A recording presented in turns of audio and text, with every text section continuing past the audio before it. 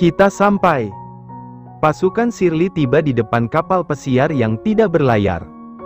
Melihat mobil datang, semua penjaga langsung menodongkan senjata mereka.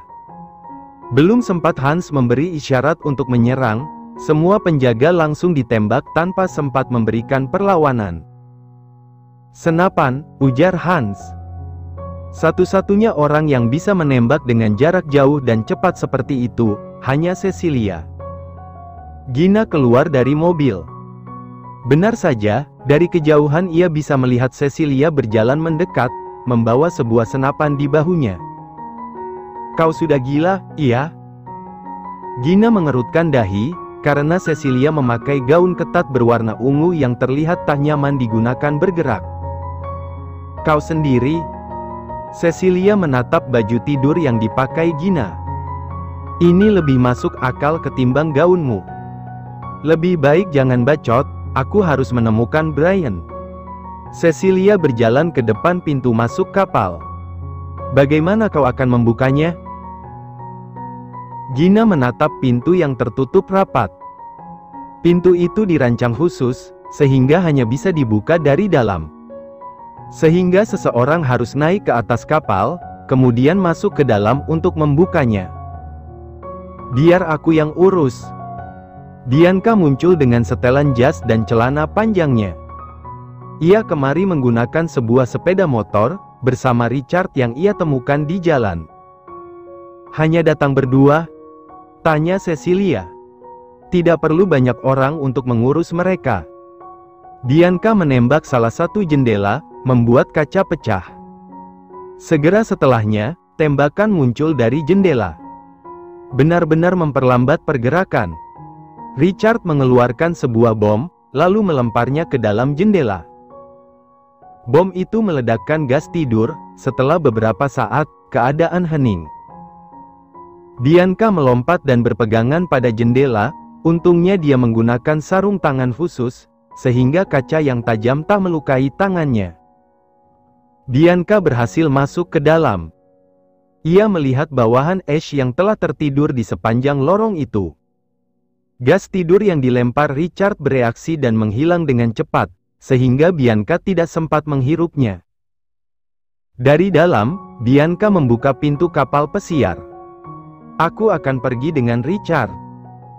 Jika kalian menemukan putraku, beritahu aku." Bianca pergi lebih dulu dengan Richard. "Aku akan pergi sendiri, jaga diri kalian." Cecilia masuk, kemudian belok kanan. "Jika ada sesuatu, segera kabari satu sama lain. Berhati-hatilah, ku harap kalian melakukannya dengan baik." Menyebar. Setelah perkataan Hans, semua pasukan khusus masuk ke dalam kapal pesiar dan mulai menyebar. "Bagaimana denganku? Haruskah aku bergerak sendiri?" Gina menggenggam sebuah pistol di tangannya dengan erat. "Ikuti aku." Hans berjalan cepat ke dalam. Rupanya, para pengawal yang awalnya tertidur mulai sadar, karena efek dari gas tidur memang sangat sebentar. Gina menembak semua orang sebelum mereka bangkit dan melawan. Setelahnya, mereka berjalan ke satu lorong. Karena tempat itu sangat luas, sulit bagi mereka menemukan keberadaan Laura dan yang lainnya. Yang mereka dapatkan adalah mayat pasukan Victor dan darah yang berceceran. Apakah hanya Victor yang ada di sini? Gina terheran, karena ia tak menemukan satu pun pasukan Fedor di antara para mayat. "Hans, pergilah dan cek di sebelah sana," ujar Gina. "Kau bisa mengatasi mereka?" tanya Hans. "Kau pikir aku akan berkata seperti itu, kalau aku tidak bisa mengatasi mereka?" Gina tersenyum miring. "Buka jalan untukku." "Mudah saja." Gina menembak beberapa kali, orang-orang itu menghindar dengan mudah dan mulai menyerang. Saat itulah Hans berlari cepat, menggunakan pisaunya untuk menggores beberapa orang. "Tetaplah hidup!" teriak Hans. "Dasar berisik!" Gina melihat orang-orang yang terkena pisau Hans langsung terjatuh dan memegangi bagian tubuh mereka yang membiru. Dia memberiku bantuan kecil. Gina berlari dan menyerang mereka. Sementara Hans, dia tak menghentikan langkah kakinya. Melihat ada yang datang, para pasukan Victor yang berjaga di lorong langsung menembaki Hans. Pria itu menghindar dengan mudah. Ia menggunakan pisau untuk menangkis semua peluru yang ditembakkan. Hans menggores semua orang dengan pisaunya. Goresan sederhana sekalipun membuat racun langsung masuk ke dalam. Di mana Juan Shirley? Hans meletakkan pisau di leher satu-satunya orang yang masih hidup. Di sana. Pria itu menunjuk ke arah sebuah pintu di lorong sana. Setelah mendapatkan jawaban, Hans menggerakkan pisau, merobek leher pria itu lalu pergi. Pintu yang dimaksud terkunci rapat. Hans sedikit kesulitan membuka dengan tangan. Ia mengambil pistol dan menembak lubang pintu, kemudian menendang pintu hingga roboh.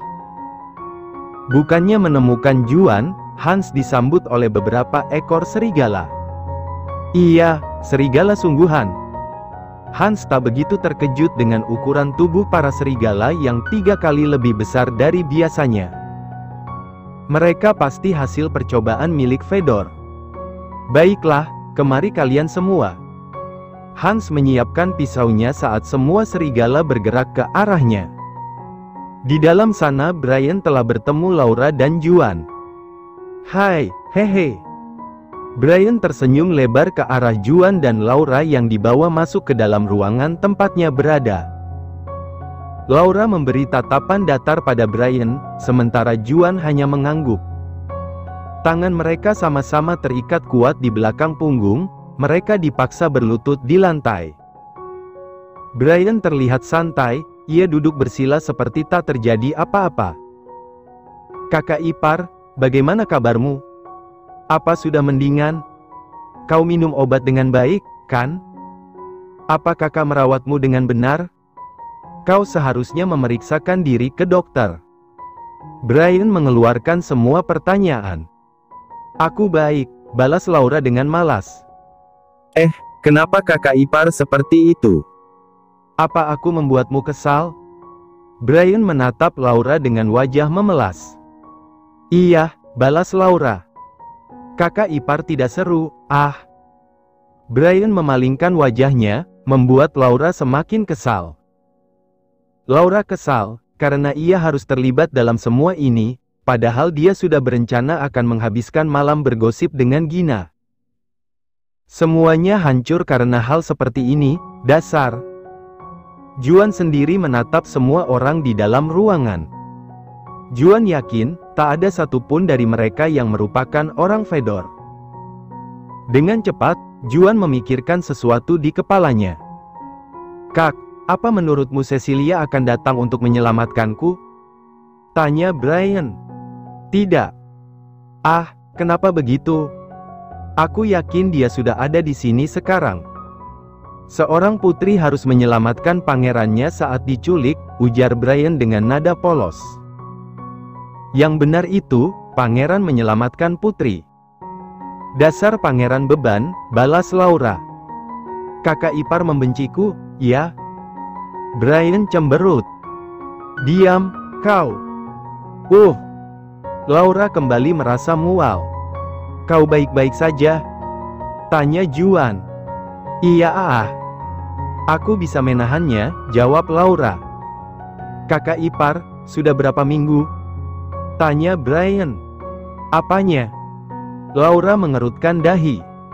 Sebelum Brian menjawab pertanyaan Laura, Ash lebih dulu masuk ke dalam ruangan. Pria itu datang bersama Theo dan Dimitri Fedor.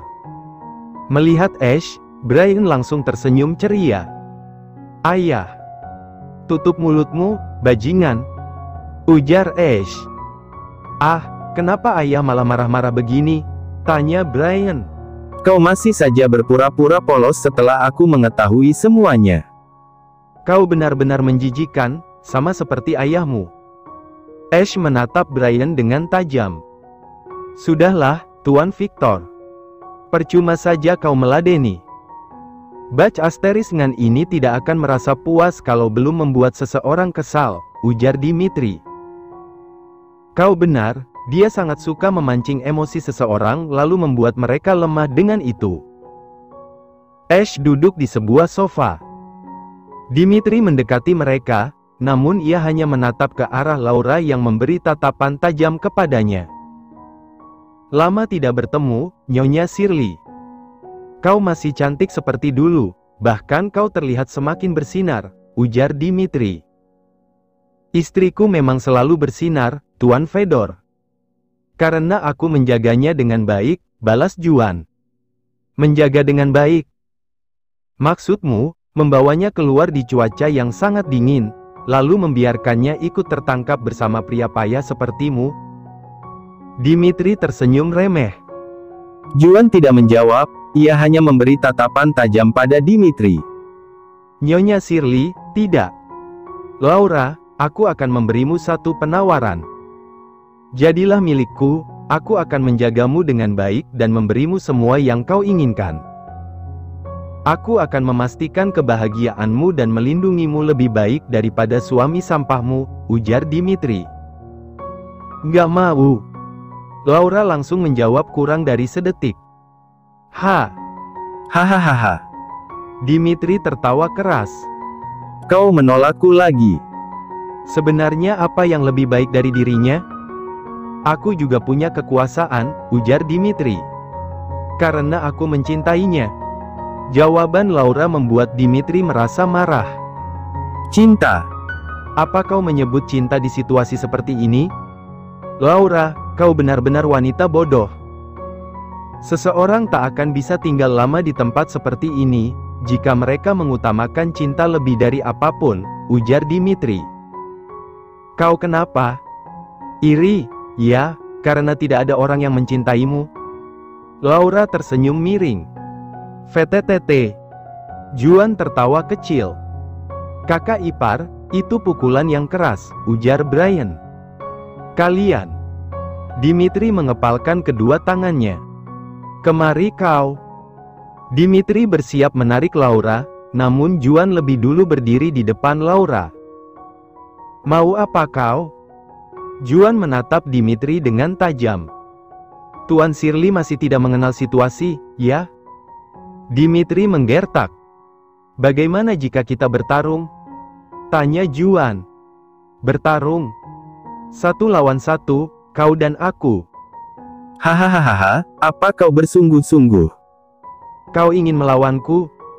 Yakin? Dimitri tertawa remeh. Takut? Juan tersenyum miring. Baiklah.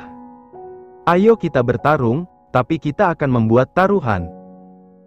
Jika aku menang, kau harus menyerahkan istrimu padaku dan mengakhiri hidupmu di depannya, ujar Dimitri. Mendengar itu, Laura hanya berwajah datar. Ia kembali kesal karena terseret dalam hal-hal seperti ini. Hidup tenang sebagai seorang nyonya memang bukan bagian dari pilihan hidup. Baiklah.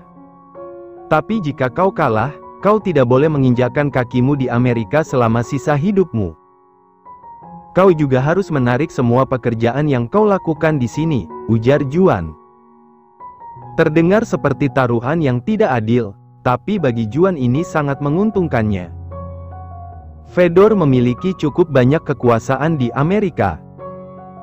Jika mereka menarik semuanya, maka Fedor akan mengalami kerugian besar dan Shirley bisa memperluas kekuasaan. Kau tetap mementingkan kekuasaan di saat seperti ini, ujar Dimitri. Seperti itulah seorang Shirley. Tuan Fedor, jangan terpancing. Bisa saja ini akal-akalan liciknya. Ash yang dari tadi diam merasa kesal.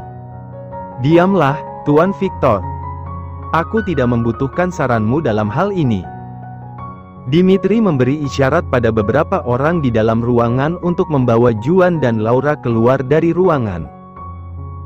Kau mau kemana? Tanya Ash. Menyelesaikan taruhanku.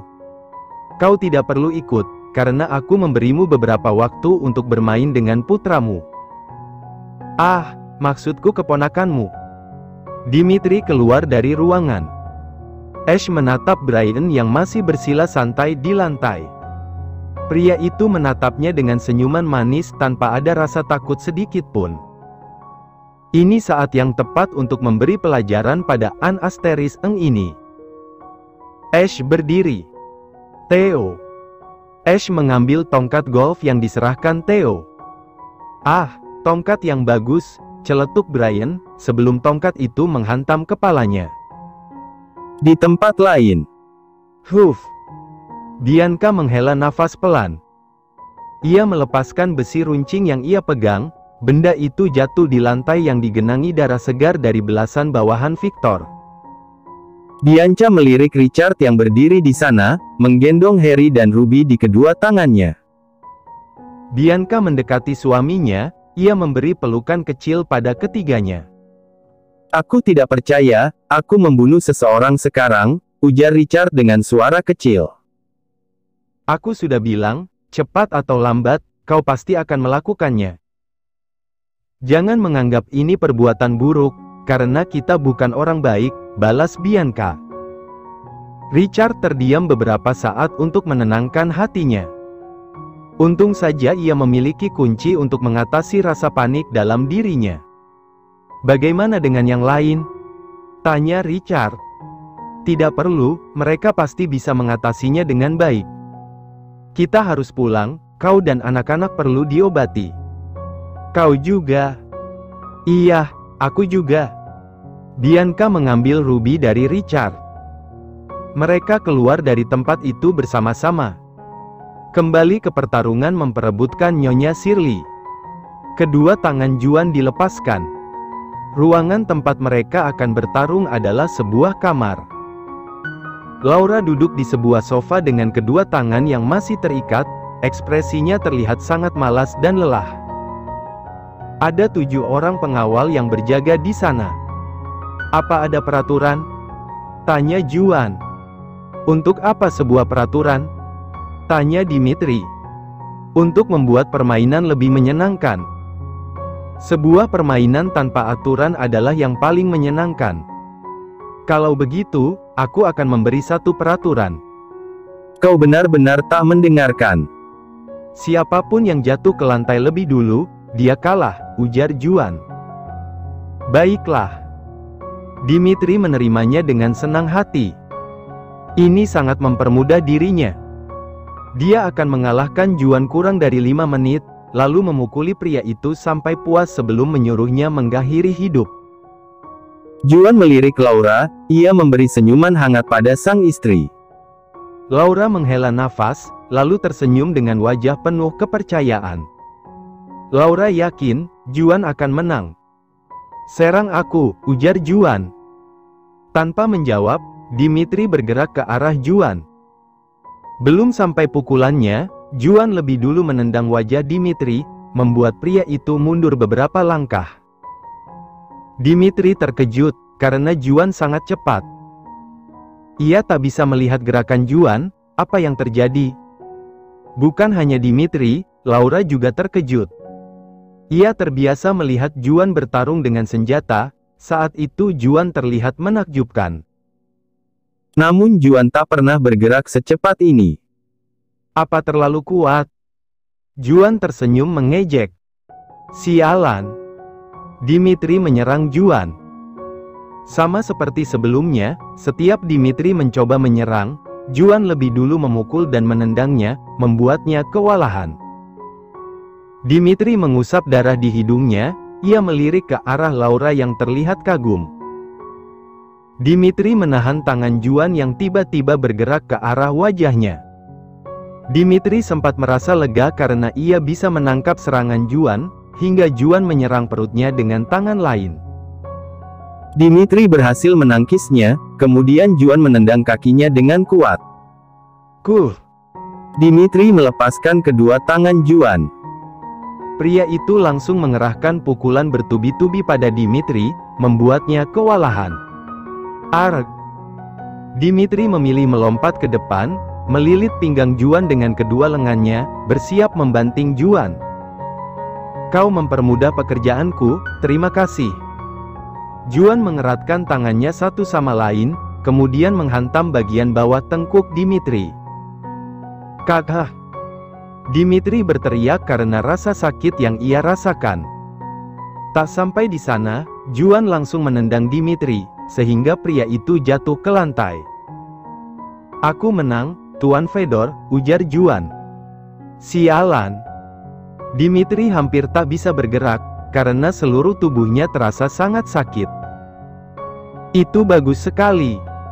Laura mendekati Juan dengan kedua tangan yang sudah terlepas dari ikatan.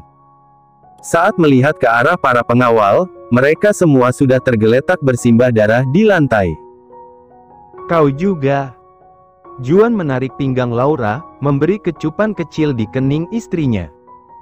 Tuan Fedor, kau akan menepati taruhan kita, bukan? Tanya Juan. Kau baca asteris dengan licik, ujar Dimitri. Aku memang licik, Tuan Fedor. Juan tersenyum.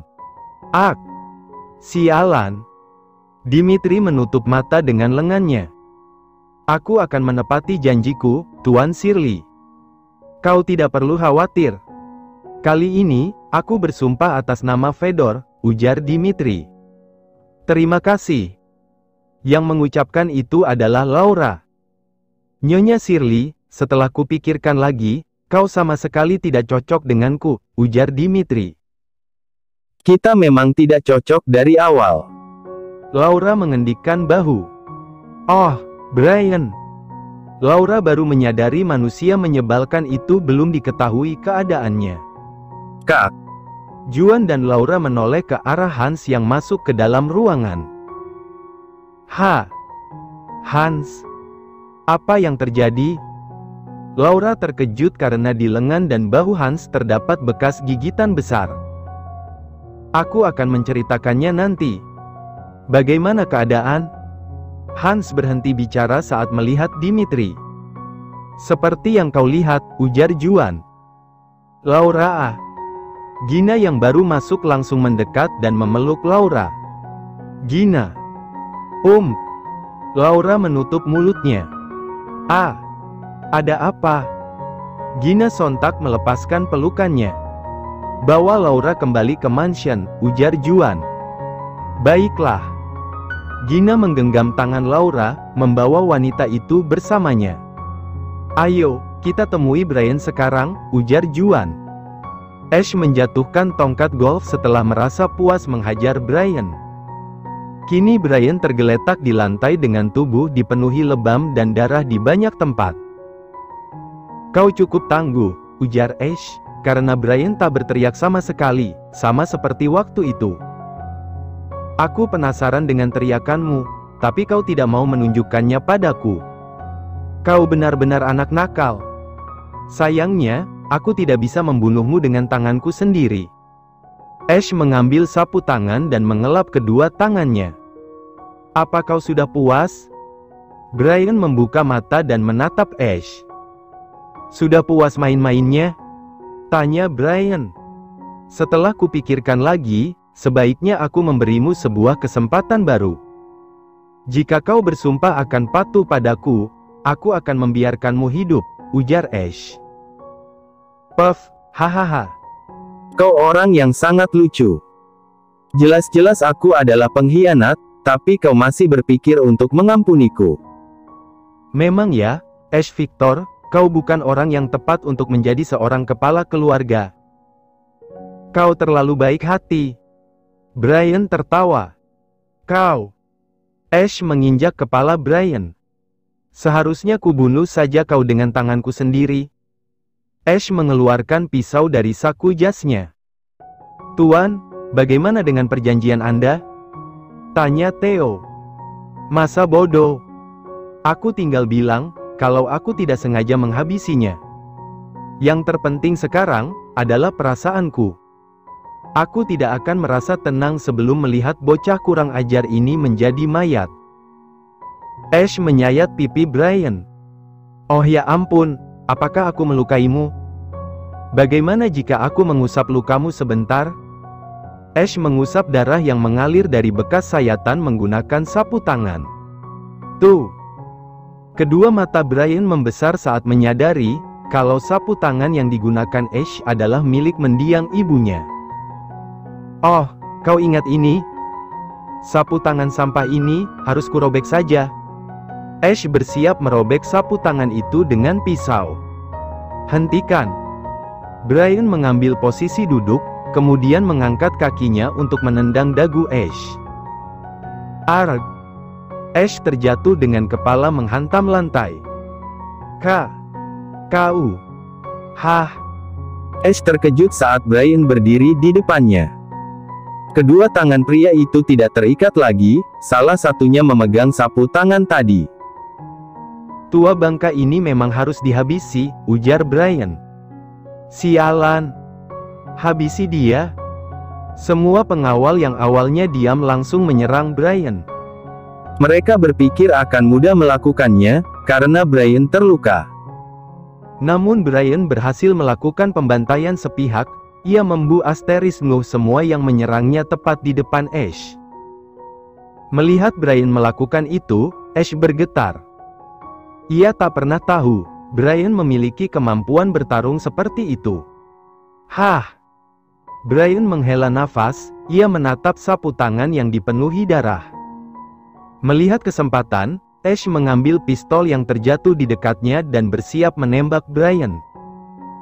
Tapi Brian lebih dulu menendang pistol dan menginjak telapak tangan Ash. Arg! Ash mengerang. Saat ia menatap Brian, dirinya sangat terkejut. Brian terlihat berbeda, ekspresi yang ditunjukkan Brian sangat menakutkan. Apa yang terjadi? Kenapa Ash bisa bergetar hanya karena tatapan seperti itu? Mata Ash melirik ke arah Theo yang berdiri di belakang Brian. Theo sedang menodongkan senjata api ke arah Brian. "Benar, Theo. Habisi dia sekarang." Ash mengangguk ke arah Theo. Pria itu menarik pelatuk, namun yang terkena peluru bukan Brian, melainkan Ash. Ash berteriak kuat karena bahunya tertembak. "Apa?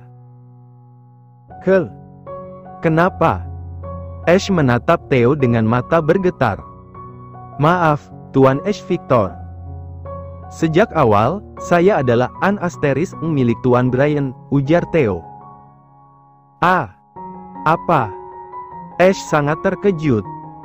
Ia tak pernah menyangka, Theo yang dianggap sangat membenci Brian dan begitu setia, ternyata salah satu bagian dari mata-mata Brian. "Brian, kenapa kau memulai semuanya tanpa menungguku?" Juan yang baru datang menunjukkan wajah datar saat melihat semua ini. Juan? Ash kembali terkejut. Jika Juan ada di sini, artinya Dimitri telah kalah. "Maaf ya, Kak. Aku tidak tahan melihat Bach Asteris ngantua ini bertindak sesukanya lagi," balas Brian. "Kak, sangat menggelikan," ujar Ash. Brian mencengkram mulut Ash. "Orang yang tidak pernah dipanggil kakak dengan tulus, lebih baik diam saja," ujar Brian dengan senyuman yang mengerikan. "Apa yang akan kau lakukan padanya sekarang?" tanya Hans. "Kakak sudah menyiapkan sesuatu untuknya, iya kan, Kak?" Brian menatap Juan. "Ini tidak akan mudah, Ash Victor," ujar Juan. Sementara itu, Cecilia yang berdiri di depan pintu hanya tersenyum kecil. Perang ini terlalu mudah, hingga tak bisa disebut sebagai perang. Karena sejak awal, ini adalah bidak catur yang diatur sempurna oleh Shirley.